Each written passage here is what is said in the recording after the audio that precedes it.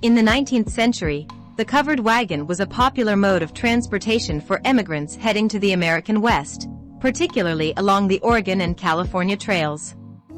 Known as the prairie schooner, this wagon derived its name from the white canvas cover resembling a schooner's sail when viewed from a distance. Compared to the Conestoga wagon, commonly used in the eastern United States for hauling freight, the prairie schooner was smaller and lighter, making it more suitable for long-distance travel. Unlike the Conestoga, which had an upward-angled body at each end to prevent cargo from tipping or falling out, the prairie schooner had a flat horizontal body. Its typical box was around 4 feet wide, 9 to 11 feet long, and 2 to 3 feet deep, with lower sides than the Conestoga. When including the bonnet, the wagon stood approximately 10 feet tall, and its total length measured around 23 feet from the front tongue and yoke to the rear.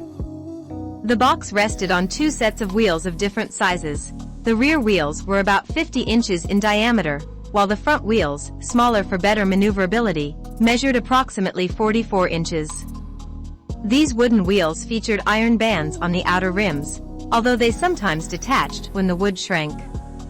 The prairie schooner's cotton canvas cover consisted of double thickness, and the bonnet extended outward from the front and rear of the wagon bed to provide better protection during storms. The ends of the cover could be tied to enhance privacy and shield from rain or dust. Waterproofing was achieved through painting or oiling the wagon. Storage chests were often custom-built to fit snugly inside the wagon box, while additional storage could be secured externally. Some pioneers even created extra storage space by partitioning an area under a false floor or sewing pockets onto the inside of the cover. When empty, a typical prairie schooner weighed around 1,300 pounds, and the general rule was to limit the cargo's weight to no more than 2,000 pounds. Pulled by teams of horses, mules, or oxen, with mules and oxen being the preferred choice. It was also advisable to have several reserve animals to replace those that might become lame or exhausted during the journey. Due to the absence of suspension and the rough conditions of the roads and trails at the time, most travelers on long treks opted to walk alongside the wagon or ride a horse if available.